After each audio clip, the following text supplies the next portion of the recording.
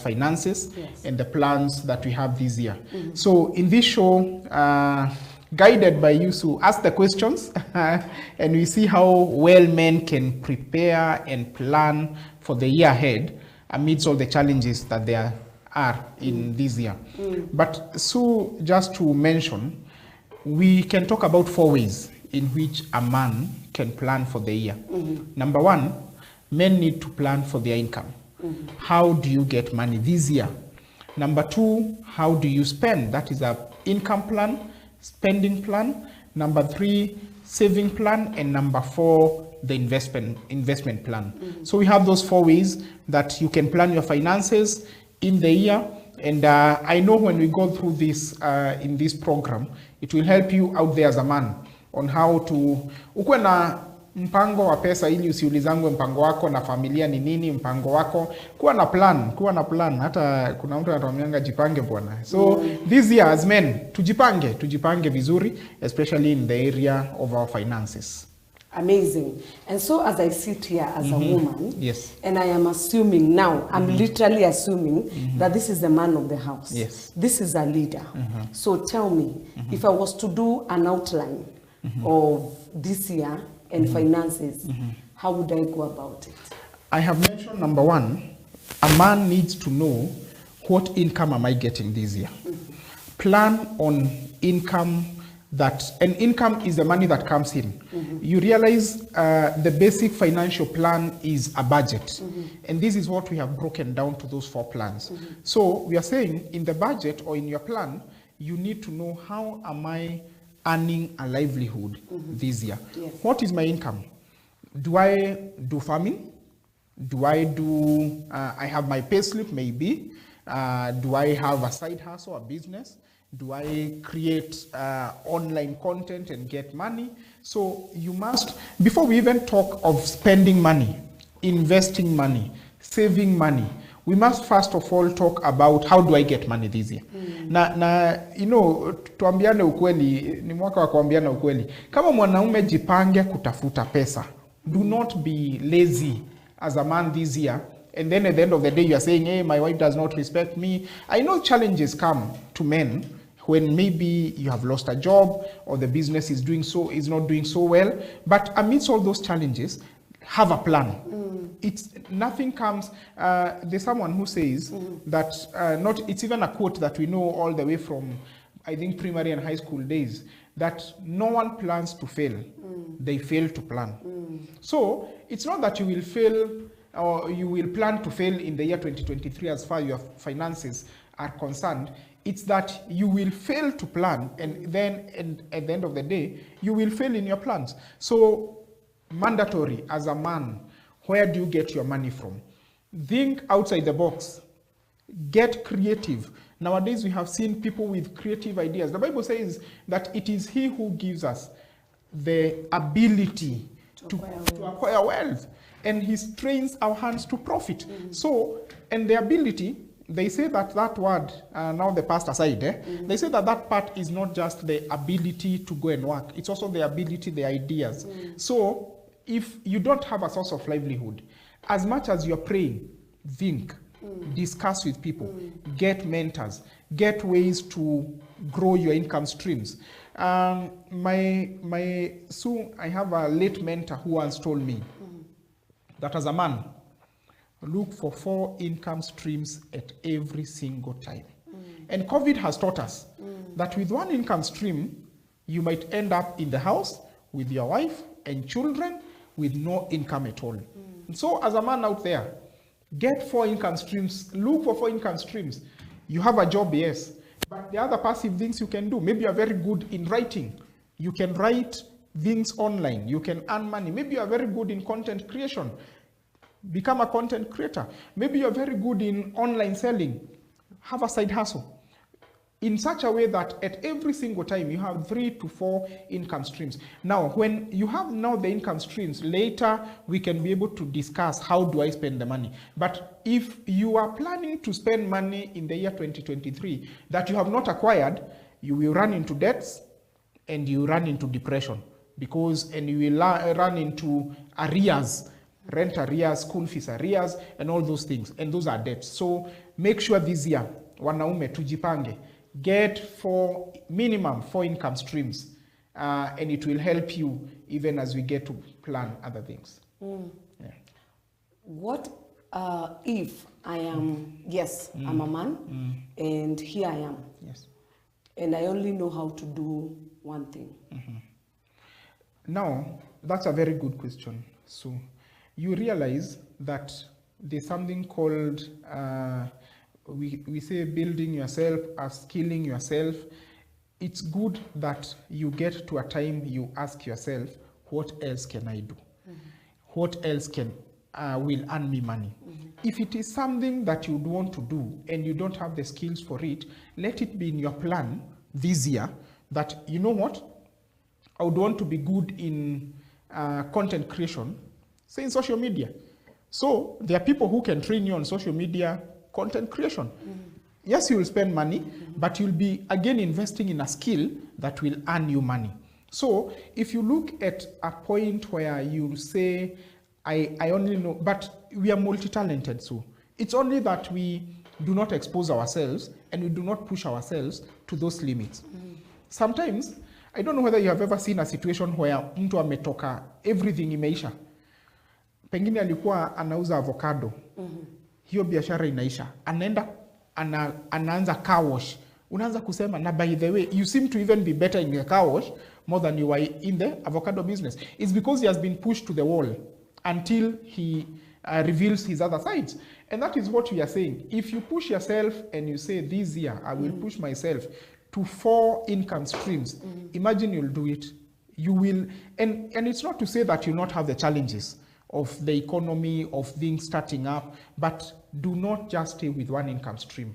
Because if that happens, and something happens to the business, something happens to the economy, like I give example, kitambo tulikuwa na watu walikuwa wanatengeneza carbon papers. Unakumbuka carbon papers? Yes, yes. Ama vile tunasemanga kama kuna vitu zilifungwa, ni vitu zilikuwa zinaitwa kampuni za kamisi. Because huyo mtu alikuwa anajua kitu moja, carbon paper tu. Then people went and invested, and they knew there's carbonated papers. So in an instance, the market for carbon papers went down. Yes. So imagine that was your only livelihood. How much will you suffer? But even if you knew how to make that and you knew how to do something else, you will just rebrand yourself. Like what has happened with, talk about a company that used to make dry cells. Within a very short time, dry cells are becoming, we are having everything rechargeable. Everything is rechargeable. So if they don't reinvent themselves, upgrade themselves, in the same way, COVID has taught us that we need to reinvent ourselves. You need to have skills. You need to follow your passion. Maybe you are good in baking and it's your passion. And you are employed in an organization and people every morning come and they look for mandazis, they go to the shops. Why can't you reinvent yourself this year? Like it happened one time where I used to work. A very young guy just started bringing us some very good muffins, and he was making money for it, and with it, another lady started doing it. Ultimately, she left employment to go concentrate on that. It had grown to be a real business. She was able to be self-employed. So what we are saying is, follow your passion.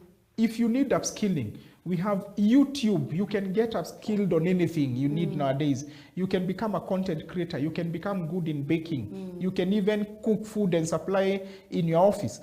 Just don't rely on 1 income stream this year. I think it's something that has been a pitfall for many men, that ni hiyo mshahara moja tu. Ama ni hako kabiashara kamoja tu. And I'm saying this, and I know that we will get to that in a different show. But as a family, please try this year not to wake up to the same office together. Diversify as a family. So that in anything, if anything happens, you have various income streams as a family. Yeah. Wow. And I've just thought as you're talking, as you have talked to that man, and you have told that man he needs to get out of the box. And the personality issue. Kim, you know, sincerely, there's this personality. Mpaka the end. And now it's the opposite. I give an idea. Yeah. As probably I am your wife and I'm telling you we can do this. And your money is your money. Tuseme tu kweli ya usapiri. When I'm budgeting my money as a man, have I factored in the voice of my spouse? Or should I factor, actually, that's what I should ask. Or the ideas she brings, are they, if they look like they are relevant? Okay. So does that make you as a man feel intimidated? The fact that that The financial ideas. plan, the idea didn't come from you. I believe not. And I believe men, we need to agree that if we are in a marriage where we are both earning, it's a partnership. Get has the monopoly of ideas. Maybe that one idea. I think we've had people give testimonies and say, mimi wife yangu alikuja akanipatia kaka idea. And it totally transformed our finances. It totally transformed the way we used to live. So do not feel intimidated as men. Think, even ask your wife, what do you think I'm also good at? And anakwambia, by the way, you know, the way you cook for us chapatis here, and then that is an income stream. I know, because they're the first consumers. Yeah. Lakini usijipige kifua, tuliambiwa tunaweza peleka snacks, kwa nini unapeleka chapati zimekauka? Huyo ni feedback, anakuambia hizi chapati zako hata kama ningenunua singenunua, ukiniuzia siwezi nunua. Lakini akikwambia you are very good in the way you do pilau, and create a WhatsApp group and tell people, hey guys, I have a pilau Friday. If you want to order pilau on Friday, call me up on Thursday. I will deliver. So that is direct feedback and ideas that you can get from your spouse and from the people around you. Yeah. So that should be part of your plan. Yes, exactly. So let's now go to, let's now get to, there were four. So we've done income, the planning. and now the spending. Now let's talk about the spending. What if you as a man, yani ukipata tu ako kachek, mabeshte watajua umepata ile pesa. Ujaluo itatuassassinate huko.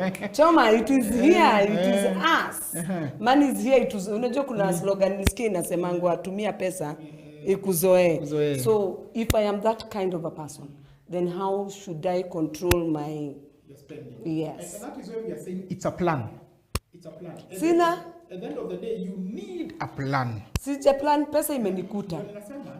Tuseme hiyo part umenipe idea. Nikaenda nikagonga kideal kimoja ikakam tu through kibahati tu. Kimungu tu kakakam through. Kapesa kapoa. So imeni surprise. Because you're talking that and the fourth plan, Okay. Because kuna pesa ambayo unaweza pata haikuwa part of the plan. What do you do with the money? Lakini kwa hii ingine kuna watu hata wanaplania pesa vibaya. Okay. Anajua mshahara inaingia, ka 20k kanaingia on 5th, kuna kadil umepata 4 income streams. Kale ka biashara kingine kanapatia 10k, pesa unajua venye inaingia, good plan, 4 income streams, but unazipangia vibaya. That is why you need a spending plan. This is just what we call a budget, income expenses. Now, on the spending plan, you need a plan on how you will spend that money. Have a budget. Plan as a family your priorities. Like now, I keep on saying this. If this year, umebarikiwa as a family, na kuna katoto kanakuja, tuko January. Kanakuja hapo September. Umebarikiwa katoto, 2023 is the year of increase. And you're increasing. Kuna katoto kanakuja September. You start planning. There's a, and the husband as a leader starts planning that in September, we know the gestation period of a baby is 9 months. It will not be a shock, it will not be a crisis, it will not be an emergency. Plan for the mandatory things that you have to do that year. Wow. If you have kids in school, plan for them. Wow. If you have rent to pay, plan for it. If you have, like what we are saying, things that you envision, are there projects that you want to do? Are there projects in church? Do you know the calendar of the church? You are required to contribute this and this. Plan for it. What are we doing with this plan? We are making sure that you are living within your means. Good. As a man. Yes. And as a leader of the family.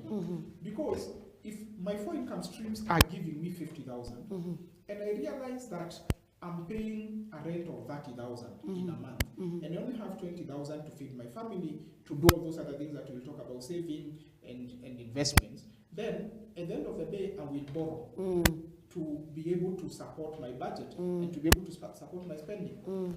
As you do that, sio kusema ati as you plan your spending, ukisahau. Get the plan very well in such a way that you have touched in all areas of the family and your life. You have talked about your basic needs, you have talked about your immediate and even emergencies in the spending plan. We'll talk about it in the saving plan, but you've also even thought about December, itakuwa inanipata bila kakitu. So you've thought about this year. December lazima niende ushago, lazima nitafute kahaya, nikatese. Kama unatafuta kahaya juu familia yako kwenda ushago, you need a kahaya, plan for it. That this is how I will spend money. But remember, it's within your income. It's within your means. And if we will get to the others as we talk about spending. Now, when you talk about even investing, you will look at, I really needed to invest in this, but I am short of 100,000.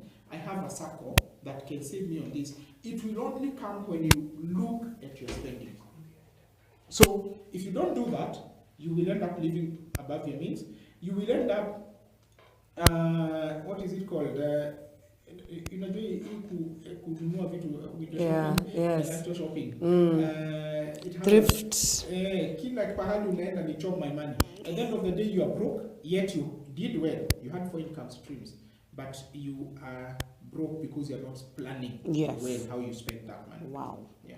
Wow. I think that is something that we are learning as men, and I hope that we will be able to write these notes so that they can help you plan, so that hata ukipata hiyo pesa isikupige shock. You already have a plan, this will fall into this place. And I think in life, to be honest, Pastor Kim, planning is key. Planning is key. And I think we are getting to learn from a professional side of it. By the way, he's a professional banker. So when he's telling you about finances, it's something that he has practiced over the years. You need to plan about your finances as a man. Usiplan na pesa yangu. Hiyo tutaongelelea. Disclaimer, that is not. Usiplan na pesa yangu. We plan pesa yako. Calculate what you're getting. My money is my money. His money is our money. Yes, that is just a nini. And nini. Najua Kima nasikia kuni-attack sahi. But yeah, what am I saying? That men, you need to lead from front. I need to see you as your spouse, that you're a good finance manager. Because as for ladies, me, if I see a good makeup, boom, that's it. So how do you get to manage me if the leader is not a good planner? And it's not just finances, even your life. You need to have order, because he's a God of order as well. Yes. So you need to have order in your life. So now, we are going to talk about savings. Yes. Pastor Kim, you need to tell us, this saving, assume, let me give a scenario. Assume I am earning 20,000. I'm expected to pay rent. You've talked about sticking to my means. Yes, to be contented with what I am getting. So assume I am earning 20,000. I need to pay rent. I have school fees. I have, and now with the CBC, I have double school fees. Yes. I have a spouse to impress, quotes and quotes. I have man needs. So how do I plan my 20,000? As much as I have, I'm assuming I don't have the 4 streams of income. I am trying to get there. Niko hapo kwa kuhustle, kama hustler fund. Niko hapo kwa kuhustle, your hustle fund ikuje. But with this, what I have now, and as I said again, assume I'm not able to get, I'm not that aggressive to get the 4. So how do I work with my 20,000? Wow, good question on how do you save on that 20,000. Yeah. There's something, another quote that I have learned over time, that wealthy people do not save what is left after spending. They spend what is left after saving. Wow. What are we saying? Saving needs to be key. Yes. It needs to be the top-notch budget. I know we are in a kingdom setup. You have your money, you have your spending, and I want to tend to believe that on top of your spending, on top of your expenses, is tithe. And then after that, have a certain amount to save. Now, when you're doing this, and actually, let's face the truth. I don't know whether it's because our money, my money is our money, and your money is your money. Ladies are very good in savings. They are very good in savings. And now when I save through many ways, even chamas. Yes. Even chamas. You know that 2,000 that you give every month, after 10 months it's 20,000 that you didn't have. Look at ways of saving. You can save through banks, you can save through chamas, you can save through SACCOs, you can have a piggy bank. Disclaimer, this is in my house. We have a piggy bank that we get it in January. We only open it for in December. Wow. And it's a combined effort. The children, myself, my wife, everyone. And we open together at the end of the year. And so that is Christmas savings. Specifically Christmas savings. So you can get always piggy banks, anything, the coins that are lying all over. You take them to a supermarket, you'll be told you have 2,000 here to do shopping. So get different ways of savings. But as you're saying, the main reason men don't save, number one, living beyond your means. Go back to your spending plan. Are you within your means? If you're within your means, and this is to say, after tithe and savings, whatever is left, I can live with it. The other reason people don't save is because they don't have what is called an emergency fund. Emergency fund is as a result of saving. And we say, men out there, listen to me. You must have money in a saving that even if you are bedridden for 6 months, your family will run as if nothing has happened. Wow. So if your budget is 30,000, please, tafuta 180,000 zikae pahali. If your budget is 10,000, tafuta 60,000 zikae pahali. Such that if anything happens for 10 months, like the lockdowns that came, economic turmoil, businesses, we have seen people in Gekomba businesses ikichomwa, anapata shida ya kurudi na all those things. In case there's an emergency of any kind, na si emergency ya suti, sio emergency ya kiatu, hizo sio emergency, hizo ni vitu utapangia, sio ka emergency ka kukula choma, hizo sio emergency, ni ka emergency, unaenda watoa 2K. No. This is serious, real emergency. And the emergency fund, you lock it somewhere that is not very accessible. It can be within a bank, it can be, as you are saying, in a place that you cannot run and get the money today. Maybe it's an over-the-counter. You don't even have a debit card. You don't have even mobile phone access to the money. So that it's only when it's absolutely necessary that you will access that money. We have banks that even give you lock accounts that you can lock your money for 3 months. Even on phone, the mobile phone, whatever products that we have, some of them have lock accounts that you can lock your money for 3 months and you can build that money to a saving emergency fund that will help you. Now, what happens with the emergency fund is that when you have an emergency, Sue, or as a man, you will not run to friends to borrow. You already have your own money. You already have something that can help you. So what will it do after all this? You will find that you are still within your means. Because haujaenda kukimbia kukopa, umeongeza madeni na hizo vitu zote. So it's good that as a man, save, look into ways of saving, diverse ways of saving. Wow. Yeah. Wow. Yes. Are we saving? Please save for us. We are helpers. Are you the emergencies? Yes, we are the emergencies. And I think you know the Bible says, Kim, we are the helpers. Yes. Msaidizi asevingi. Yeye anasaidianga tu kupeana ideas. Mimi kuongea ukweli story ya chama. Mimi ni wife alinionyesha. Na siku hizi I'm very good in chamas. Very good. Chamas kama 3 hivi. And you can even be able to acquire assets through those chamas.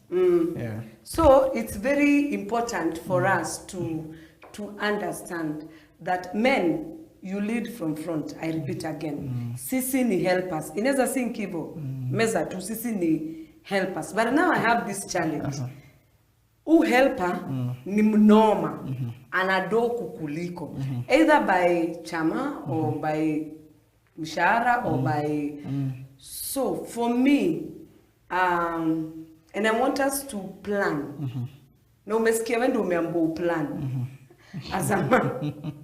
Na pesa yangu ni yangu. As much as we are a couple, pesa yangu ni yangu. So how do you engage me as a helper to fit in to your plans?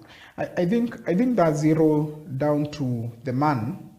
Men, do you have a common vision as a family as far as finances are concerned? Because with a common vision, you will be able to infuse all these plans together. So why do you wake up and go work if it's not for the family? I'm not talking about benefiting the man. I'm talking about this institution where the man is the leader, you are a helper, but it's a common vision. So at the onset, you need to agree on the income, on the planning expenses, and also on the saving plans that you have as a couple. Wife, siji hata mikono imeisha. You are the leader. Because I'm going to follow. So yeah, we'll be coming back to that on another show, and believe me, that is gonna be heated. Leo nimenyenyekea juu hii ni ya wanaume. Mimi nimeinvitiwa. Wacha nicheze chini kama mgeni. Now, about investment. Now, assume we've done the planning, we've done the spending, and then we've done the savings. Now, let's talk about the investment. Okay. So, after we've saved, so we need to look at different types of investments. Thank you. Yes. You know now, as a man, you are leading your family to also grow financially. Yes. Not just in the income streams, but some investments in terms of even acquiring properties, maybe an investment of even a business, opening a new business line, all those investments that we talk about. Now, 2023, have a goal, have a plan. What is your investment plan as a family? Do you want to acquire land this year?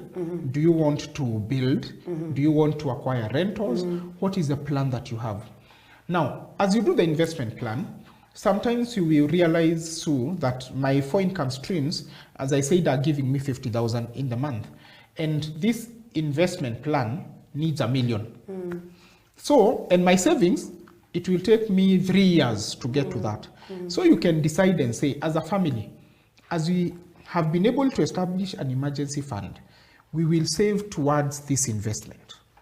So from our savings, we are saying we are saving so that next year, 2024, we can buy land, we can build. Next year, we can buy a car as a family car investment. Next year, we can get into this business together, or we can open the business, another business, or we can do all this. But it needs to be well planned for, and it needs to be well calculated that hamsemi tu, hey, next year tutanunua shamba, wapi? Hold that thought. Hold that thought. Wapi. We shall be back after the break, but I'm sure you've learned. So as you process your planning, your spending, and your saving, hold that thought. As we shall take up short break, kunywa maji, tengeneza kalamu na notebook, we shall be back shortly.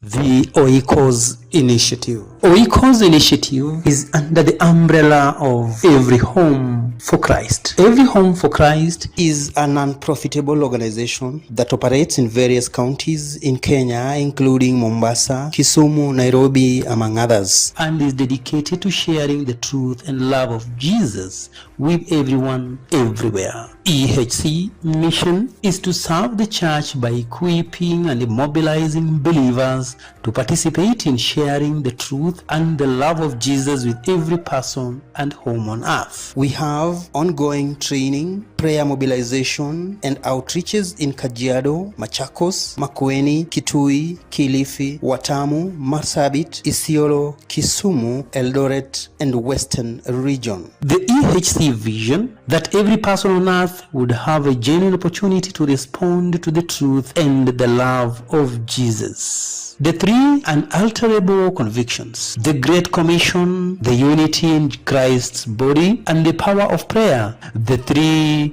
unalterable convictions. This is Oiko's initiative under the umbrella of Every Home for Christ. You can find us on 0741 65 5608. You can also visit our website at www.everyhomeforchristke.org. The Oiko's initiative, Every Home for Christ.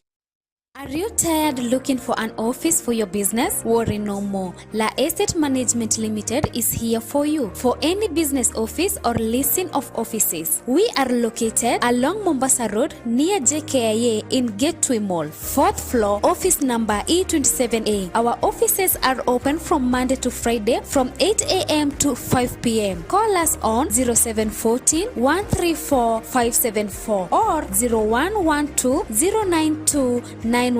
You can also email us through laestatelimited@gmail.com. La Estate Management Limited, home of immense property value.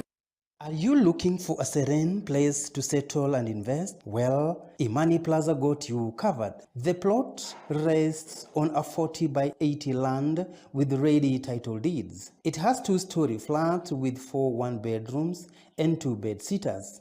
The backyard has a well-furnished 3-bedroom home with an ample parking space of up to 3 cars. There is enough water, including clean water, borehole, and electricity. There is also a large solar panel to save your electricity cost. It is located in Juja Masto, 500 meters from Juja Farm Main Road. There is access to schools, churches, and other social amenities, as it is a fast-growing area.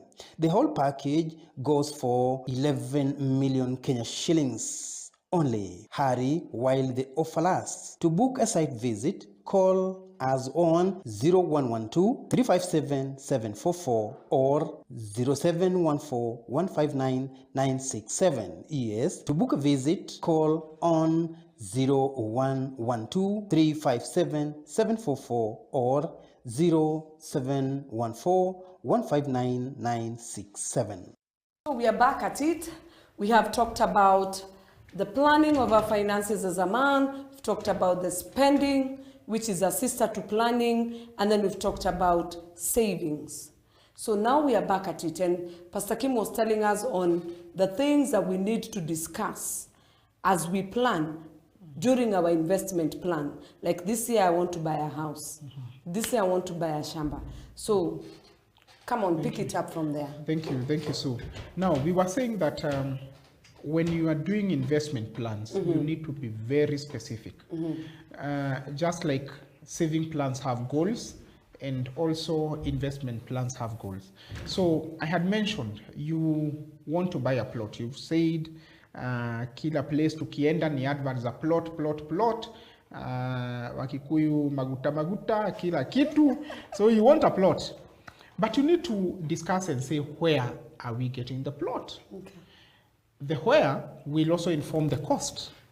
So if you say you want a plot in Membli, it's 5, 6, 7 million. If you say you want a plot in Joska, it's this X amount. So then the investment plan of the family not be ambiguous. Hey, hii mwaka tunanunua plot, hii mwaka tunanunua plot. Without a well-set investment goal, it will not be achievable. Remember the SMART.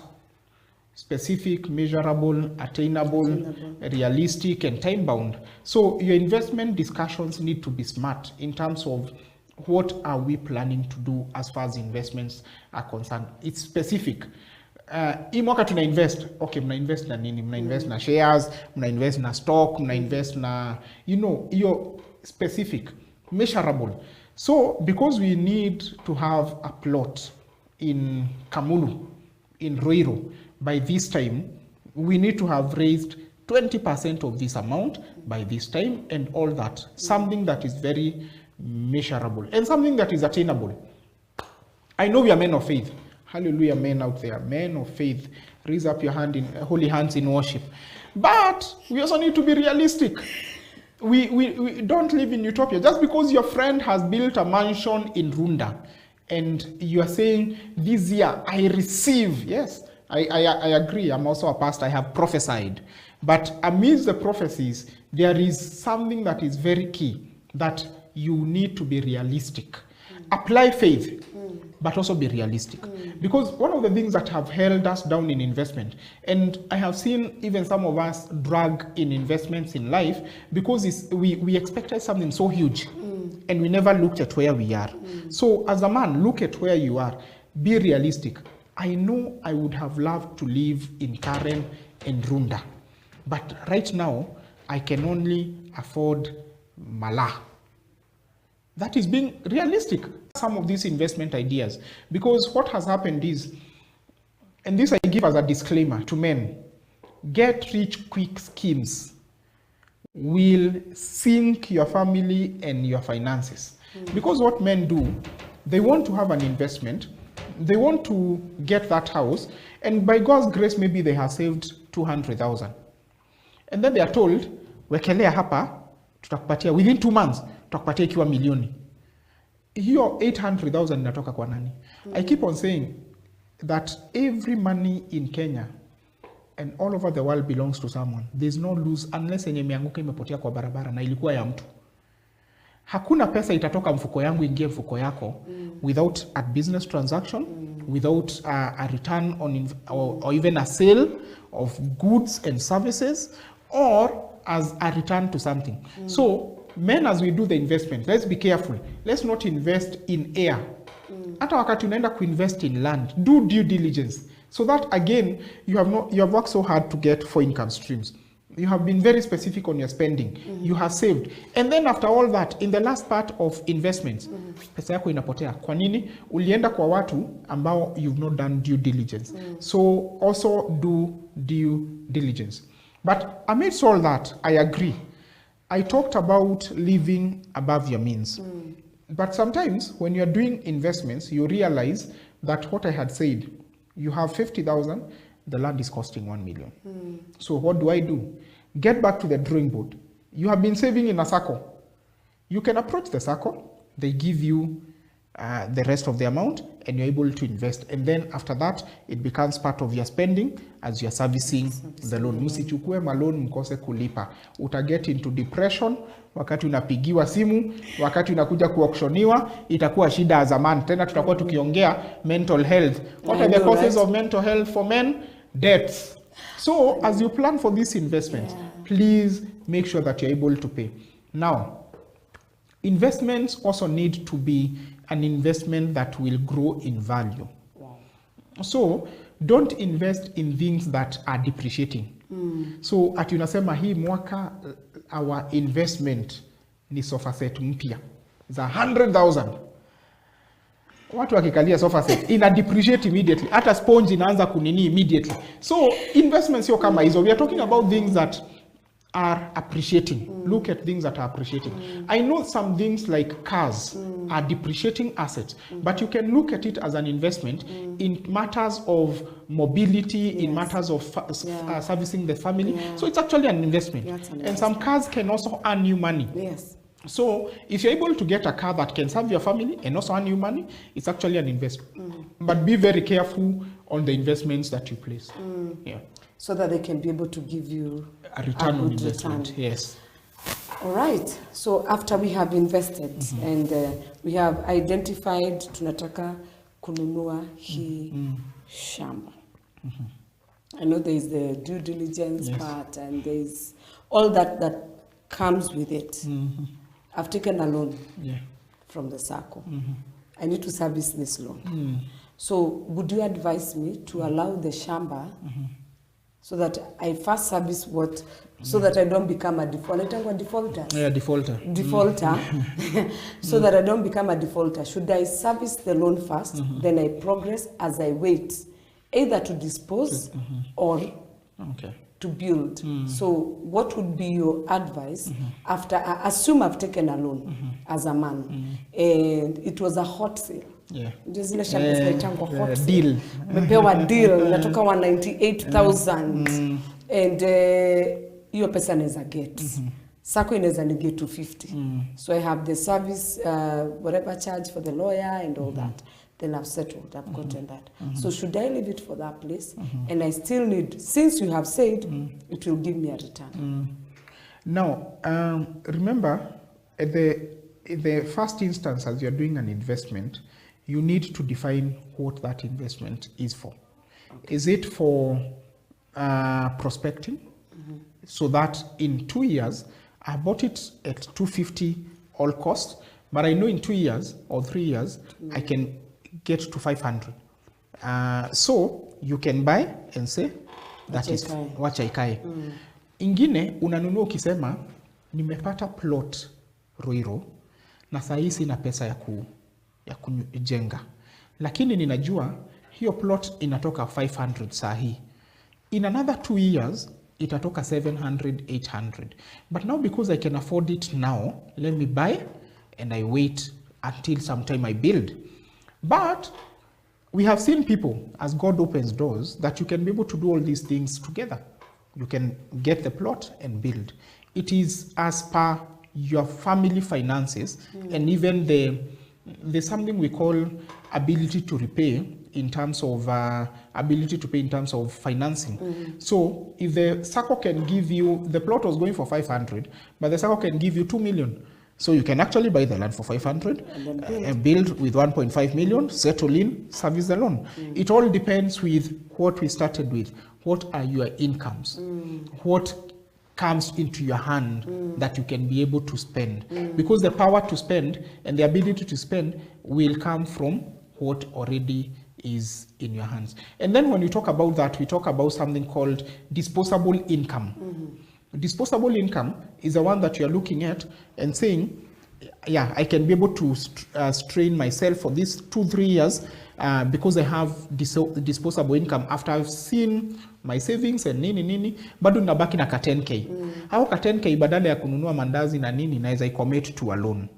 So that disposable income, then nikimove pale, because I had rent of 30,000 or 20,000, sasa nimeingia kwangu. So my disposable income imepanda juu sina rent, si ndio? Hiyo 20,000 unaweza iongeza ulipe pengine the loan. So as you're doing the investment, you also need to, and I keep on saying that that's why we have people that we call financial advisors in banks. So these financial advisors are able to advise you when you go to banks on how to do all these things. Yeah. Ah, wow. So we have learned to see, even as we come close to ending this show, I know we have learned as men. I want to believe that in 2023 you will become better leaders. Pastor Kim. Financial managers. Financial managers. Yes. And even as you finance to manage, as you manage your finances, please, Ebu manage with us in plan. Please. We are coming to that. But right now, I want to believe that we have learned. I've also learned. Thank you. As a woman, I've also learned that I also need, even as I'm helping, I need to help wisely so that I don't mislead my spouse, quotes and quotes. So our viewers, I want to believe that you guys have learned much and you'll have a take back home. But before we close this show, I would like Pastor Kim, kindly give us a parting shot for a boy child. Okay. Yes. Boy child of all ages. Of all ages. There's a they boy need to in start every learning. king. Yes, there's a boy in every king. Now, my parting shot for 2023. Usipopanga finances zako, zitakupanga. Utajipata umepangwa na madeni, na depression and all those things. So 2023, I know January is almost over, but sit back, plan the rest of the year, and you'll be able to achieve a lot even financially this year. Thank you. Wow.